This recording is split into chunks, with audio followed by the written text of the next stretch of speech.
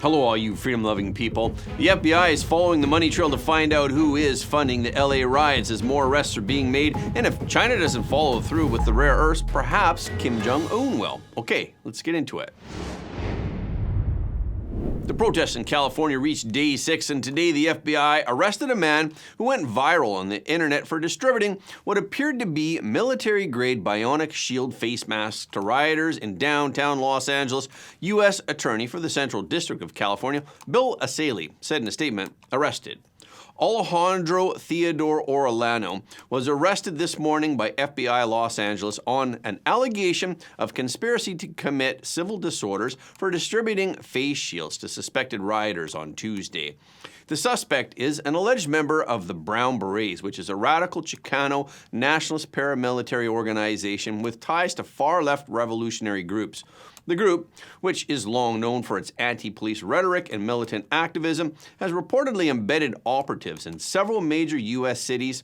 Also yesterday, the White House confirmed that over 330 illegal migrants have been arrested in connection with the riots in Los Angeles, and all of the illegal migrants who were arrested will be deported. At a press briefing, White House Press Secretary Caroline Leavitt told reporters that 113 of those arrested already had criminal records. And in total, 157 people were arrested for assault and obstruction-related charges during the chaos. This number includes both illegal migrants and U.S. citizens. Now, federal investigators are reviewing FBI surveillance, police body cam footage, and social media posts to identify more suspects and build their cases. At the press briefing, Leavitt also raised a key question. She said that someone is funding the agitators. She asserted that this is a question that every journalist in the room and across the country should be asking. Actually, the FBI is now following the money trail. FBI Director Kash Patel says that the agency is now digging into who might be funding the riots in Los Angeles. Patel confirmed that they're investigating all the financial links that could be behind the unrest, especially as more concerns surface about the Chinese Communist Party's involvement. Basically, the digital trail is revealing who might be stoking the fire and where their loyalties lie. We previously broke down a report by the New York Post exposing the groups that helped organize and promote these riots behind the scenes. Now, let's get into more details. One of the main groups is the Party for Socialism and Liberation, the PSL. The PSL is a far-left communist political group with ties to networks that are funded by pro-Beijing billionaire Neville Roy Singham. Singham and his wife Jody Evans, who co-founded the radical group Code Pink, have poured money into the PSL. Evans also launched a campaign in 2020 called China is Not Our Enemy. And she contributed to the China Academy. The China Academy is a media platform that works with Chinese state-run outlets to promote Beijing's messaging.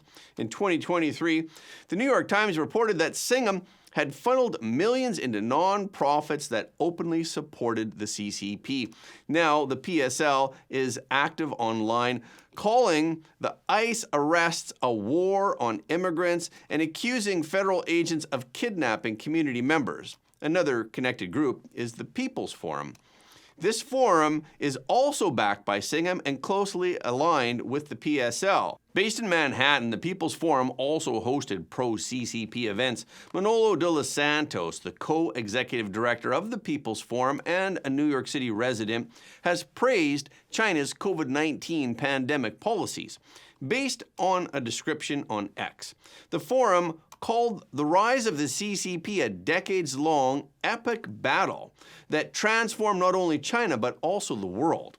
Both groups, the PSL and the People's Forum, have been posting in support of the LA riots and encouraging more protests. On June 10th, the People's Forum called on supporters to rally at Foley Square in Manhattan, tagging the PSL and Code Pink as event endorsers. The People's Forum has also openly commented about its financing sources and its ideological stance. It stated it had nothing to hide and that it is proud of what it has built. The group wrote in one January 2024 Instagram post, saying, "Yes, we stand with Palestine. Yes, we oppose the U.S. war drive on Russia and China. And yes, for the 1000th time, the People's Forum has received donations from our friend Roy Singham, a former Black Panther and lifelong socialist who had a bank account at Goldman Sachs. The CCP ties to the forum have also received growing attention in Congress. Back in April, Senate Judiciary Committee Chairman Chuck Grassley wrote to Attorney General Pam Bondi and FBI Director Kash Patel warning about these groups. Grassley urged them to assess whether the People's Forum and Code Pink should register under the Foreign Agents Registration Act because of their alleged ties to Beijing. And on Tuesday, Representative Anna Paulina Luna also said that the House Oversight Committee, on which she serves, will issue a formal document request to Singham regarding his funding of a communist group linked to the LA riots and the CCP. Luna wrote on X in all caps, "If he refuses to appear, he will be subpoenaed, and if he ignores that, he will be referred to the Department of Justice for prosecution." Then Code Pink reacted to Luna's post, stating, "Luna is using her position to libel our organization and threaten our right to free speech."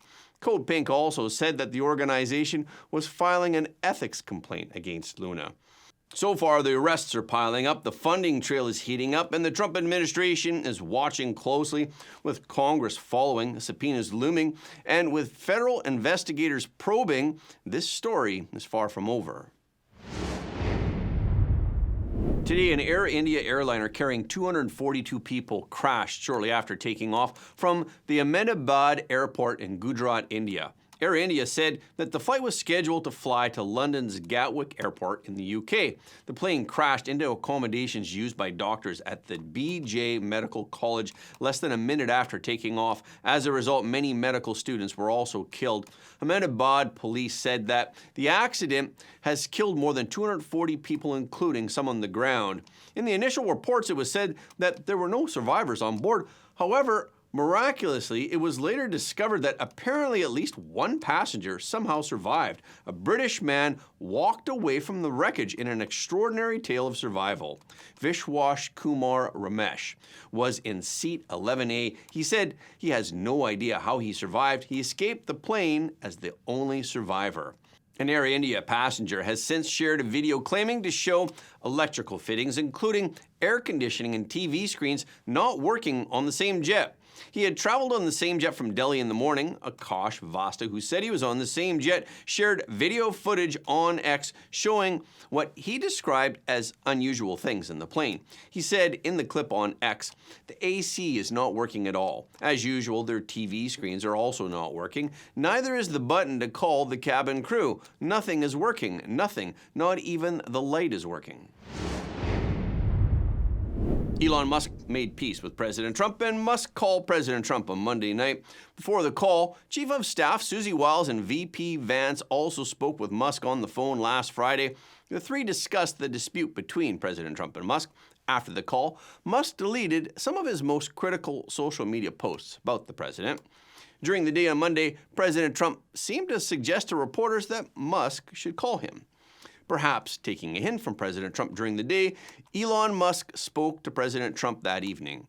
Then there was the Musk post that we saw on Wednesday saying he regretted some of his posts about President Trump. President Trump has also softened his tone with Musk. The tensions between President Trump and Musk appeared to have begun to ease when Susie Wiles and J.D. Vance spoke with Musk on the phone last Friday. In the process, a number of Republican lawmakers and high-profile Trump allies have quietly reached out to Musk to be peacemakers. They urged him not only to reconcile with the president, but also to support his domestic policy bill. During Musk's time in the White House, many of the president's closest advisors became friends with Musk. These friends relied on their relationship to try and reconcile the two after their public breakup. Elon Musk is stuck with the big beautiful bill, and many of Trump's allies are trying to explain the need for this bill. But Elon Musk does not agree with the reasoning behind some of the Trump administration's policies. Today, President Trump praised Elon Musk and Tesla. In comments to reporters, President Trump described Musk as a friend of mine. But he said that now we know why Elon doesn't like me so much, which he does actually. While President Trump and Elon Musk may have different attitudes towards electric vehicles, Musk still endorsed President Trump in last year's election.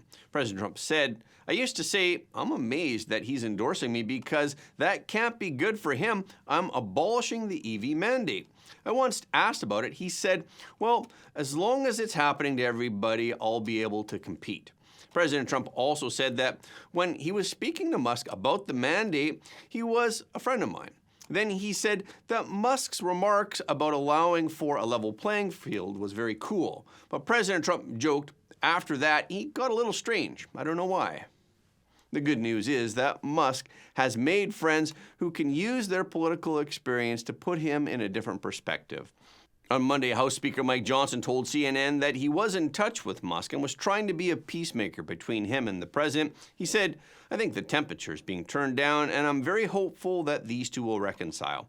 This is the importance of having a good team. We all have flaws and we all make mistakes, but in a good team, the members will complement each other's shortcomings, help each other, and bridge the gap.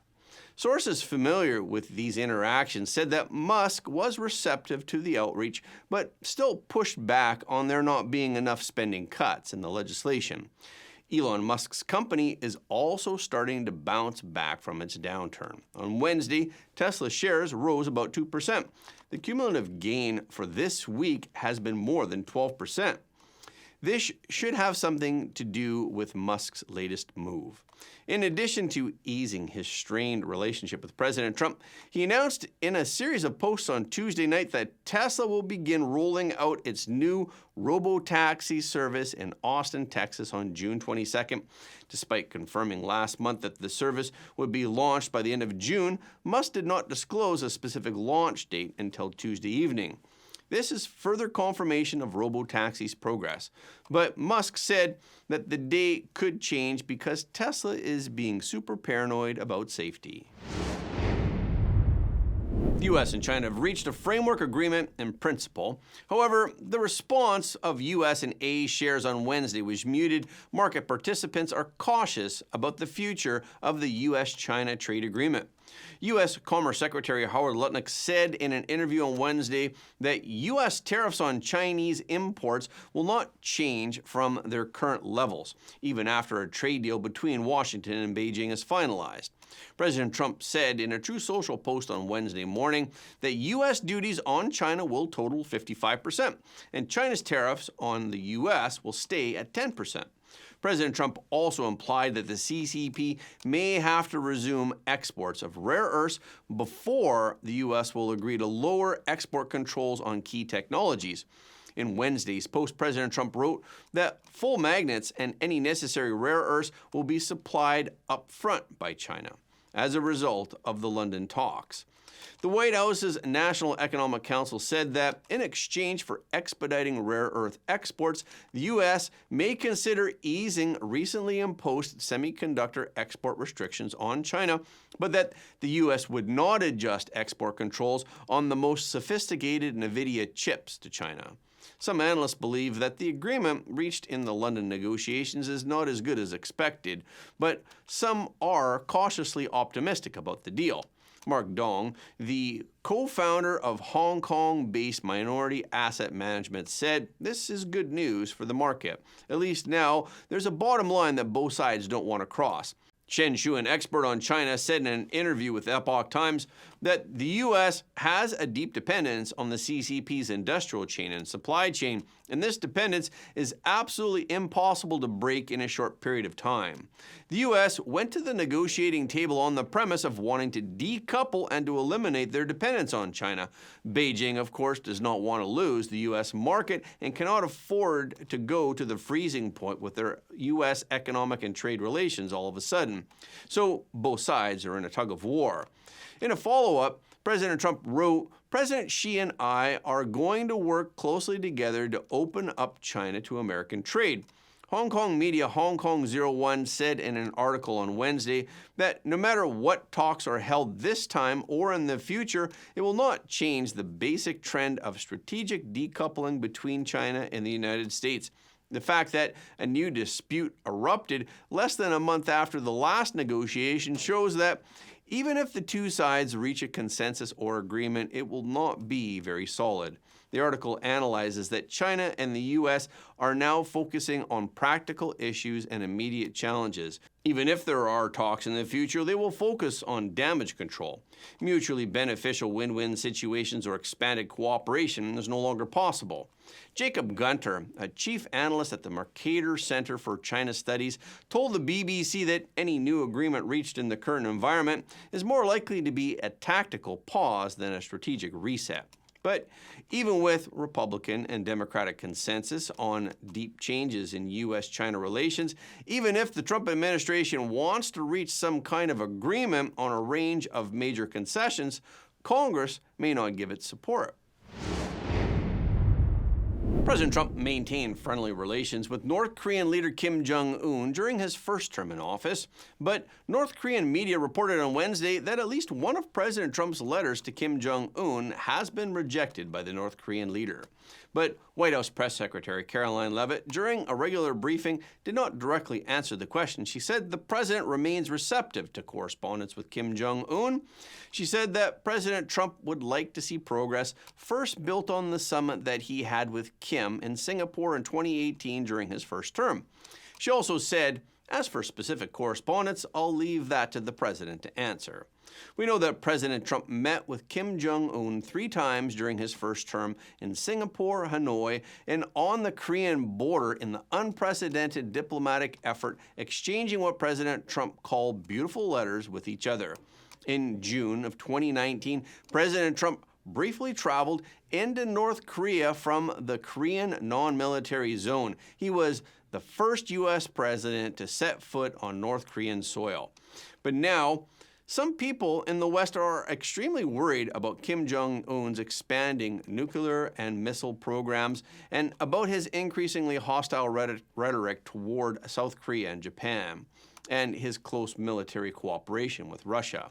Joel S. Witt, a distinguished fellow in the Asian Security Studies at the Stimson Center in Washington, D.C., published an article in Politico in which he stated that the U.S. should try to reach an agreement with North Korea on rare earths.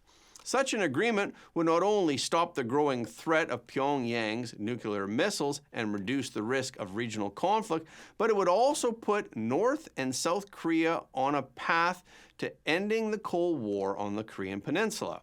The article states Pyongyang's steady buildup of long-range nuclear-armed missiles has ignited a dangerous regional arms race that also threatens the continental United States. Some experts believe that the danger of a second Korean War is real. The two Koreas have come close to conflicts 3 times, in 2010, 2015, and 2017. Now that the defense alliance between North Korea and Russia has deepened, the next crisis may be even more dangerous. If North and South Korea go to war, the Chinese Communist Party and the United States would be involved.